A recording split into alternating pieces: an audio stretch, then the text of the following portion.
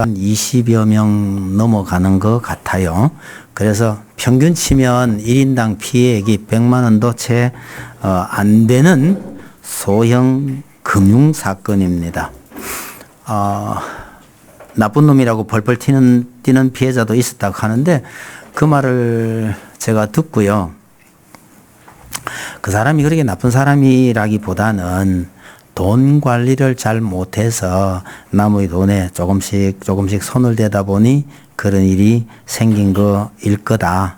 만약에 사기를 치려고 작심을 했으면 그 정도 해먹고 도망갔겠냐 그랬는데 아마 제 말이 맞을 겁니다. 돈 관리를 잘해야 되는데요. 어찌하다 보면 엉뚱한데 욕심을 좀 내거나 요즘 욕심을 좀 냈다 그러면 도박이나 이런 데 연관됐을 가능성이 좀 많죠. 나중에 물어보니까 경마장하고 좀 관련이 있는 모양이다 그러는데 대구 근처에 경마장이 있나 생각을 해보니까 잘 모르겠더라고요. 근데 어쨌거나 그런데 재미를 아니면 발을 들였다가 순간적으로요. 이 돈 관리를 잘 못하면 정말 그렇게 나쁜 사람이 아닌데도 불구하고 순식간에 정말 나쁜 사람으로 변해버리는 그런 경우가 있습니다. 여러분 돈이 무서운 게요. 관리를 조금만 잘못하게 되면 순진하고 착했던 사람을 한순간에 괴물로 만들어버리기도 합니다. 아무리 좋은 사람이라 해도요, 돈을 잘못 관리하면 졸지에 아주 나쁜 사람이 될 수도 있다는 거 기억하셔야 합니다. 모든 사람에게 존경받던 분이라 해도 돈 문제가 깨끗하지 못한 게 드러나면 하루아침에 몰락할 수도 있습니다. 그래서 이번에 그 얘기를 들으면서 이 돈에 대해서 우리가 어떤 시각을 가져야 될지 한 번쯤은 나눠봐야 되겠다. 제가 그렇게 마음을 먹고 이 본문을 택하고 설교 준비를 했습니다. 그래 놓고 후회를 엄청 많이 했습니다. 이 복음하고는 직접적인 관련이 있는 건 아니거든요.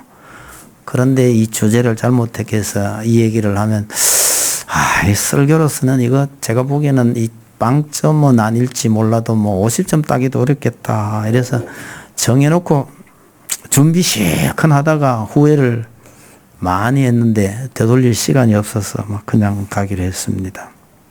이해하고 들어주시기 바랍니다. 본문에 두 사람이 등장합니다. 간단하게 말하면 바울과 벨릭스죠. 내용을 조금 들여다보면 죄수 대 총독입니다. 달리 표현한다면요. 한 사람은 돈에 초연한 사람이고 한 사람은 돈을 밝히는 사람입니다. 엄청난 돈을 만졌지만 한 푼도 주지 않은 바울입니다. 그것도 자그마치 2년 동안요. 이택하는 말을 요즘 잘 안 써서 그런데 벨릭스가 2년 동안 노렸는데 바울이 한 푼도 안 준 것 같습니다.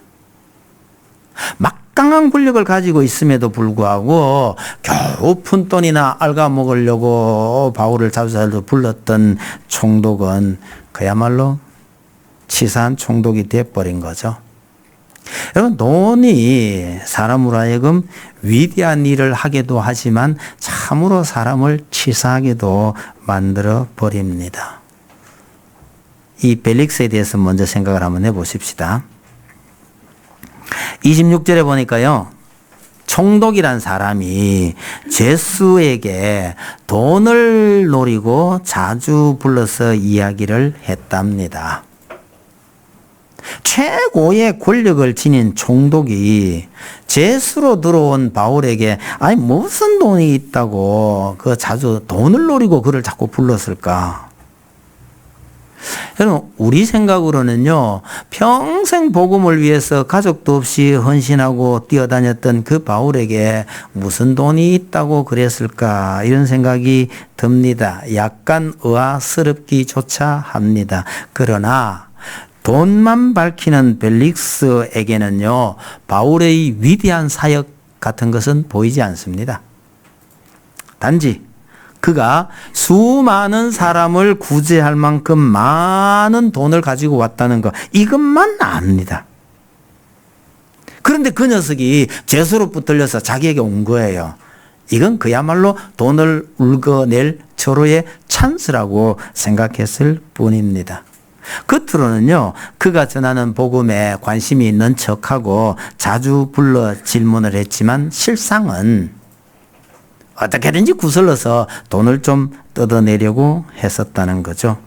바울이 의와 절제와 장차 오는 심판에 대해서 열심히 설명했습니다. 벨릭스는요, 그게 참 두려웠기는 하면서도 또 한편으로는요, 그야말로 귀신 신하라 까먹는 소리에 지나지 않았을 겁니다. 우리 스님들 많이 계시는데 이런 얘기해서 미안하지만, 여러분, 선생님이 돈을 바라고 학생을 자주 불러서 상담한다고 생각해 보세요. 만약 그 학생이요, 그 눈치를 채고 돈을 가져오겠어요? 학교를 그만두겠어요? 어느 쪽일는지는 잘 모르지만 그 학생이 자기 선생님을 어떻게 여겼을지 한번 생각을 해보세요.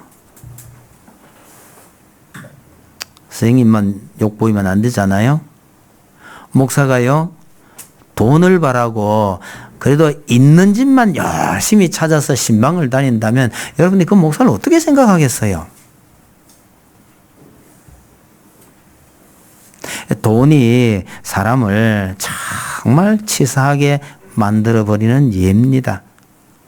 그러니까 바울을 구금해 놔놓고 2년 동안 자주 불러서 교제하는 척하고 말씀 듣는 척하지만 이 총독이 얼마나 참 치사한 사람이 되어버렸느냐 말입니다.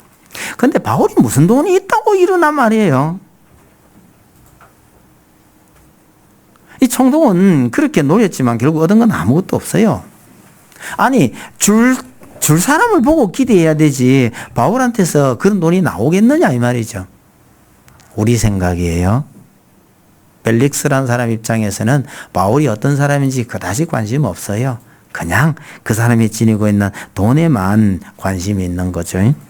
결국은 처음에 노렸던 목적은 달성하지 못한 채 애매한 사람을 가두어 두기만 했죠. 자기만 좀 치사한 사람 되어버렸죠. 도대체 바울은 어떤 사람이었고 바울이 무슨 일을 했기에 바울에게 이런 일이 생겼을까? 잘 아시겠지만 다시 바울의 이야기를 합니다. 돈에 초연한 바울이라고 제목을 하나 붙여놨습니다. 여러분, 3차 전도 여행은 한 5년 정도 걸렸습니다. 5년 동안 아시아에 있으면서 저쪽 유럽 지방이 전체를 복음을 전했는데 이 전도 사역을 마무리할 즈음에 바울은 각 교회에 연락을 해서 연보를 많이 거두었습니다. 거의 모든 교회에 간절하게 당부해서 결국은 거액을 모았습니다. 이유가 여러 가지 있겠지만 가장 큰 이유는요, 예루살렘에 흉년이 들었고 박해로 인해서 아주 어려움을 겪고 있었던 성도들을 도우려고 했던 것으로 보입니다. 또 이방인 교회가 이렇게 도와주고 예루살렘 교회가 그것을 받아들임으로 해서 이방인 교회와 유대인 교회가 하나 되고 또 한 형제인 것을 확인시키려 하는 의도도 있었을 것으로 봅니다. 여러분, 복음을 전하러 온 세상을 누볐던 바울에게 있어서는요, 여기에서 일을 다 마치고 그 다음 목표는 로마로 가는 거였습니다. 그러니까 로마로 복음을 전하러 가는 것이 굉장히 중요한 사건, 중요한 일로 여겼음에도 불구하고 지금은 예루살렘의 성도들을 구제하는 것을 더 중요하게 여겼다는 말입니다. 그래서 로마에 편지를 보내면서요, 내가 정말 로마로 가서 여러분들을 만나고 싶은 마음이 간절하지만 지금은 예루살렘 성도들을 섬기는 일로 예루살렘으로 가야 합니다라고 양해를 구하기도 합니다. 그런데 바울이 연보를 그렇게 강조했던 것은 자기를 위한 것은 아니었습니다. 요즘식으로 말하면요, 자기 교회만을 위한 것도 아니었습니다. 여러분, 바울은 자신을 위해서는요, 당연히 사례를 받아야 할 만한 그런 입장에서도 전혀 사례를 받지 않았습니다. 그것을 바울은 내가 가진 당연한 권리도 나는 쓰지 않았다라고 말합니다. 그러면 뭘 먹고 사나요? 복음을 전하는데도 경비가 많이 들거든요. 그 경비를 마련하기 위해서 자기 스스로 열심히 일을 했다고 말합니다. 자기 스스로 비용을 다 마련해서 선교 사역을 열심히 하는 선교사들을 가리켜서 우리는 흔히 자비량 선교사라고 말합니다. 아시는 분도 계시지만 가만 계세요. 자비량 선교사를 영어로 뭐라 그럴까요? 영어는 좀 아는데 자비량 선교사를 영어로 뭐라 그럴까? 궁리를 한번 해보세요. 그렇게 쉽진 않을 겁니다. 답을 알면 너무나 싱거웠어요. 텐트 메이커입니다. 자비량 선교사를 영어로 텐트 메이커라고 합니다. 천막 제조업자잖아요. 바울에게서 유래된 말입니다. 오늘날 천막하고 고대의 천막은 용도가 좀 다르죠. 바울 시대에 유목민들이 굉장히 많았던 그 시대의 천막은 요즘 말로 한다면 굳이 건설업자나 비슷합니다. 그럴 정도로 중요한 거였거든요. 바울이 그런 기술을 가지고 있었어요. 그래서 복음을 저렇게 전하면서도 사례금 안 줘도 괜찮다 그러면서 천막을 열심히 만들면서 거기서 돈을 벌어가지고 생활비 쓰고 사역비 쓰고 그렇게 했다는 거죠. 왜 그랬나요? 돈 때문에 내가 전하는 복음 사역에 지장이 되지 않도록 하기 위해서 밤낮으로 일하면서 그렇게 복음을 전했다고 고백을 합니다. 여러분, 바울이 돈이 필요하지 않아서 그런 건 아닙니다. 때로는 외부에서 지원을 받기도 했죠. 특별히 빌립보 교회가 바울에게 그렇게 지원을 많이 했습니다. 여러분, 바울도 돈이 필요한 사람이었어요. 자기에게도 돈이 필요하고 돈이 있으므로 일을 훨씬 더 효과적으로 잘 할 수 있음에도 불구하고 이 돈 때문에 혹시 복음을 전하려고 하는 이 교인들에게 상처가 되거나 장애가 될까 싶어서 자기 스스로 그걸 다 마련하고 준비했다. 밤낮으로 일하면서 그렇게 했다라고 말한 겁니다. 결과적으로 바울은요, 자기가 복음을 전하는, 자기가 가르치는 교회 성도들에게는 그 성도들이 가진 돈에 대해서는 관심이 전혀 없었다는 뜻입니다.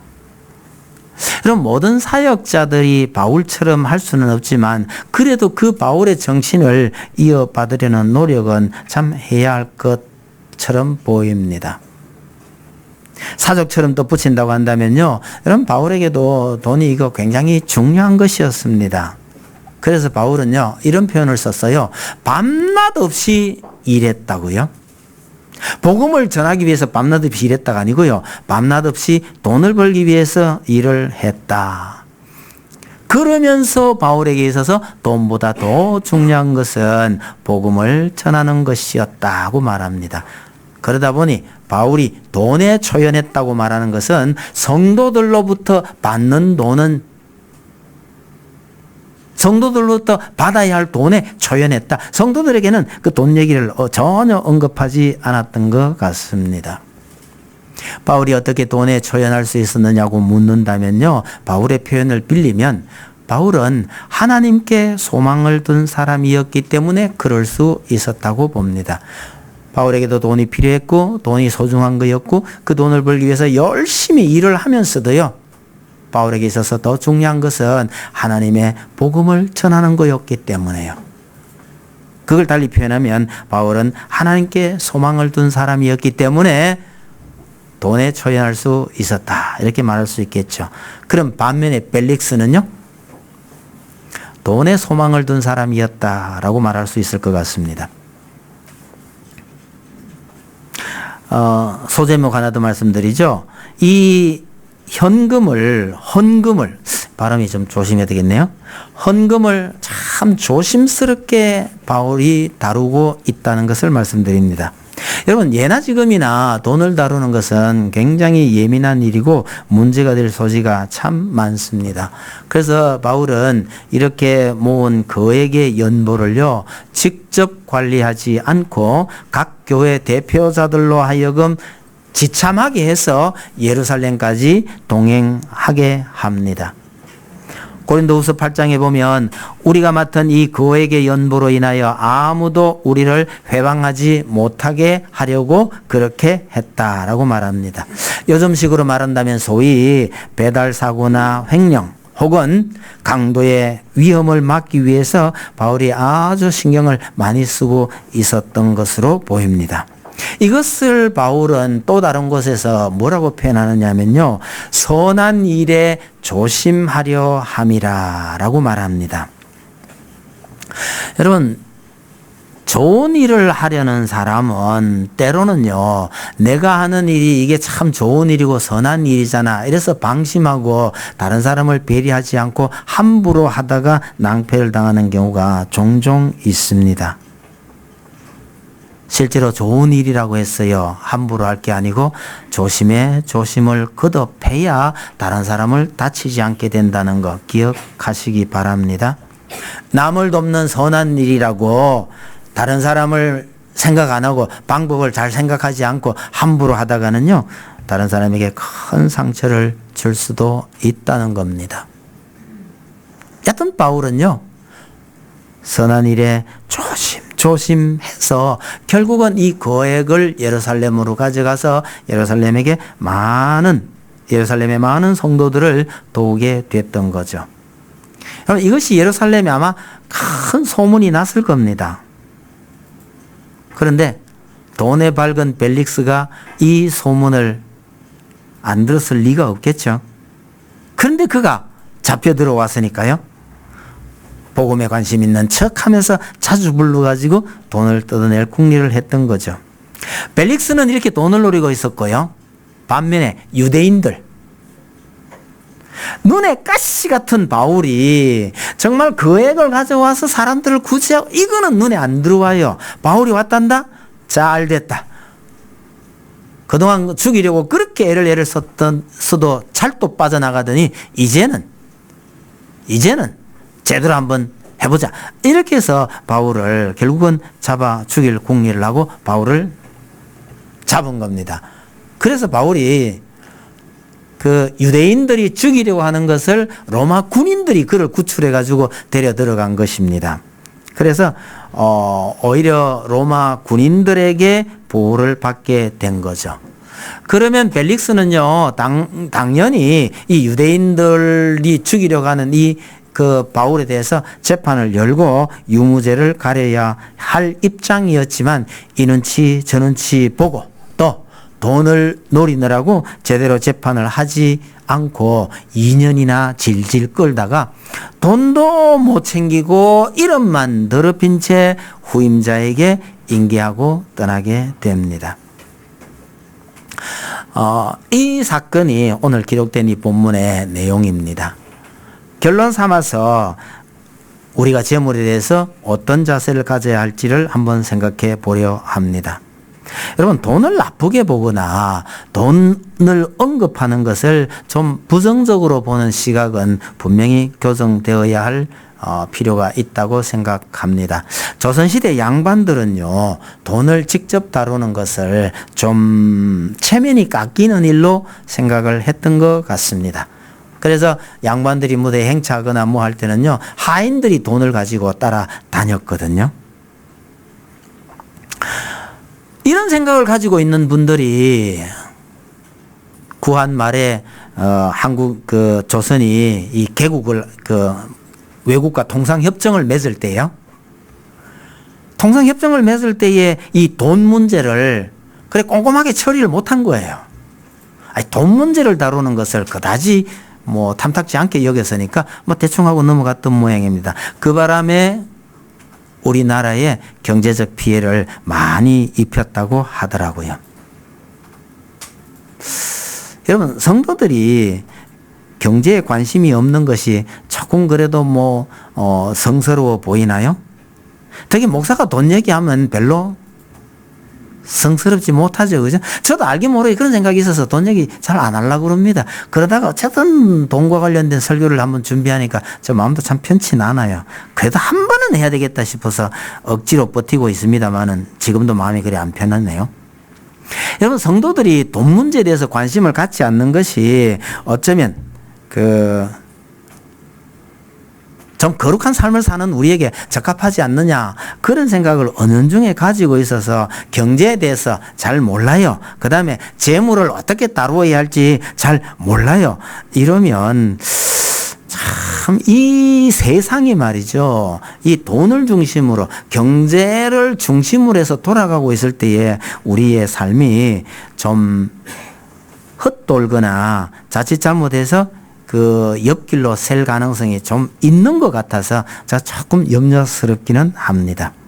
그래서 여러분, 성도들도요, 이 경제 아니면 재산을 어떻게 관리하고 다루어야 하고 하는 이런 문제에 관심을 좀 가지시는 것이 마땅하다고 생각이 돼요. 제가 서울로 갔을 때 서울시민교회에 공부하는 과목이 굉장히 많은데요. 그 중에 한 과목이 그리스도인의 경제, 정확한지 모르겠는데 그런 제목이 하나 있던 걸 제가 봤습니다. 이야, 교회에서 공부하는데 이런 것도 있네. 근데 나중에 집사람이 거길 갔대요. 나중에 몇 명 왔더냐고 물어봤더니 학생 2 왔더래요. 자기 포함해서 2사람. 그 강의하시는 분이 누구였는지 잘 모르겠는데 첫 해는 몰랐는데 이듬해에 제가 부서를 옮기다 보니까 고등부 부장을 하고 있는 분이 그분이더라고요. 그래서 개인적으로 좀 교제를 갖기도 되고 했는데, 교인들이 교회 안에서 경제에 관한 얘기하면 별 관심이 없어요. 별로 성스럽지 못한 건지도 모르겠다, 그런 생각이 들긴 하네요. 그러나 여러분, 교인들도요, 이 세상이 이 부분에서 어떻게 돌아가는지에 대해서 관심을 조금 가지실 필요가 있습니다.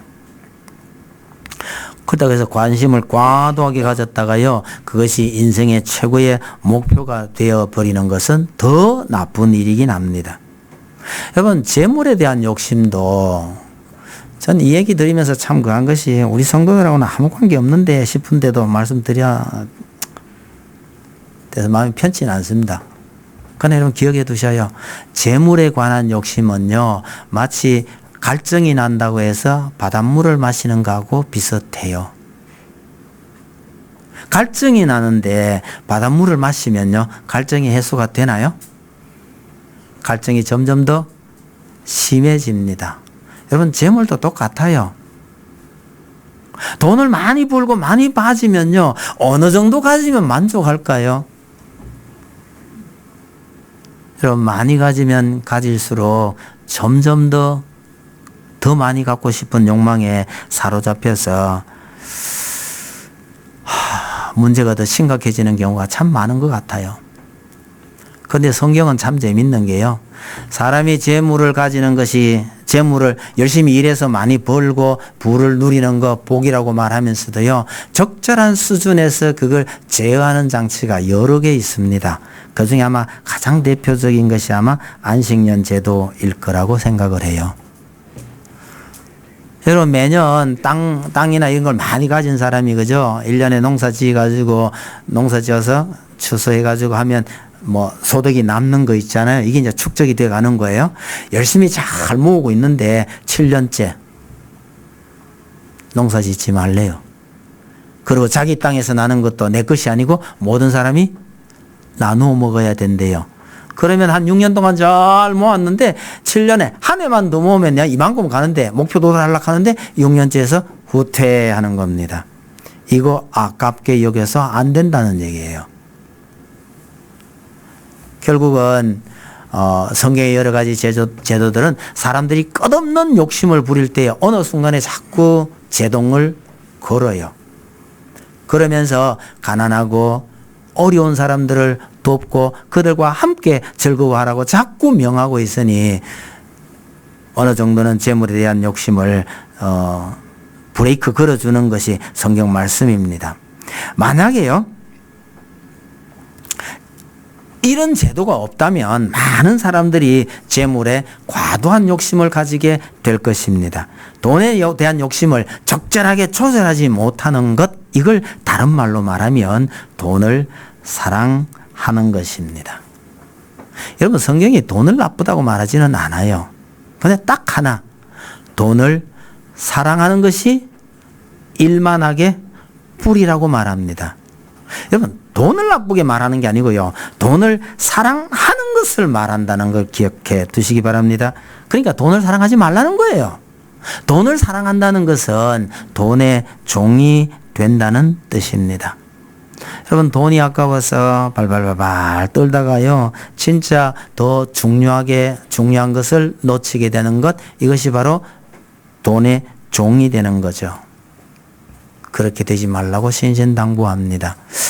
예수님께서 재물에 대해서 가르친 것 중에 우리가 조금 채 이해가 안 되는 것이 하나 있는데요. 어떤 청지기가, 소위 불의한 청지기가 주인의 재물을 허비하다가 주인이 야 그만둬 잘라버립니다. 이 청지기가요, 내가 여기서 뛰쳐나가면 이제 나 뭐 먹고 살지. 그래서 잘려나가기 전에요, 자기한테 빚진 자들을 다 불러다가 빚을 막 탕감을 시켜요. 기름 100마리 진 사람한테 야 50마리라 쓰라 해가 깎아줘요. 막. 어떻게 보면 이게 주인의 재물을 축내는 일인데도 불구하고 주인이 그 종을 참 칭찬했다라고 말합니다. 예수님이 하신 이야기 중에 좀 이해 안 되는 얘기 많지만 이게 참 이해하기 어려운 얘기 중에 하나입니다. 그 얘기의 결론이 뭔지 아십니까? 불의의 재물로 친구를 사귀라. 이게 그 결론입니다. 이거 설명이 좀 많이 필요해요. 설명이 좀 많이 필요한데 중요한 것은 이런 겁니다. 불의한 재물? 나쁜 짓을 해서 번 돈이라도 잘만 쓰면 된다, 이런 뜻은 아닙니다. 이건 아주 심한 오해예요. 그 본문이 말하는 것은 불의한 재물이라는 것은 나를 구원할 능력이 전혀 없는 돈이라는 뜻입니다. 아무런 능력 없는 돈이란 말이에요. 근데 그 돈을 가지고라도 친구를 사귀라는 거예요. 친구가 뭡니까? 진짜 내가 어려워졌을 때 나를 도울 수 있는 사람을 사귀라는 거예요. 그 얘기의 핵심 가보면 결국은요, 아무짝에도 쓸모없는 돈일지라 하더라도 그걸 가지고 예수를 사귀라는 뜻으로 이해하시면 됩니다. 도중에 약간 설명이 더 필요한 부분은 나중에 기회가 있으면 또 하기로 하고요. 중요한 거, 여러분, 돈보다 중요한 것은 그 돈 자체가 우리의 구원과는 아무런 관련이 없는 것이고요. 여러분, 돈이 아무리 많아도 그거 갖고 구원 살 수 없어요. 그런 의미에서 아무런 능력이 없는 것인데도 불구하고 그걸로 예수를 친구 삼는데 쓰라라는 말입니다. 그런 뜻으로 불의의 재물로 친구를 사귀라고 예수님께서 가르쳐 주셨다는 거 기억하시면 좋을 듯하네요. 여러분, 우리가 가진 돈이 아주 요긴하게 쓰이고 중요하다 해도 그 돈이 우리를 구원하거나 구원에 요만큼도 영향을 미칠 수 없습니다만은 그것을 우리의 구원자 되신 예수 그리스도를 위해서 잘 쓰라는 의미로 이해하면 좋을 듯합니다. 그게 이제 돈이 많은 경우의 문제고, 돈이 없으면 이제 빚이 많이 생기잖아요. 빚이 많아도 돈의 종이 될 가능성이 매우 크기 때문에 이것도 굉장히 주의해야 될 대목이긴 합니다. 어쨌든 이 말씀을 드리면서 여러분, 우리 이 돈 때문에 오늘날 사회는 진짜 돈이 너무 위력을 많이 발휘하는 세상입니다만은 이 돈 때문에 우리의 귀한 삶이, 또 우리의 귀한 교제에 문제가 생기지 않기를 간절히 바랍니다. 부디 돈의 종이 되지 말고 돈의 주인이 되어서 선한 일에 진보가 많아지기를 바랍니다. 개인적으로는 이런 말씀을 좀 드리고 싶어도 설교 시간에 이런 이 귀한 설교 시간에 이런 말씀 드리고 싶지는 참 않았습니다만은 최근에 우리 동네에서 발생한 조그만 사건을 보면서요. 그와 관련된 사람도 좀 있고 나니까 이건 너무너무 안타까웠어요. 저 개인적으로. 정말 너무 안타깝고 젊은 사람 하나를 돈 얼마 되지 않는 돈 때문에 젊은 사람 하나를 너무 망쳐놔 버렸다. 이런 생각이 저한테 너무 많이 있어서요. 한번 말씀드려야 되겠다. 그런 생각을 했습니다. 우리 성도들에게는 전혀 불필요한 그런 설교이기를 바랍니다. 찬송 드립시다.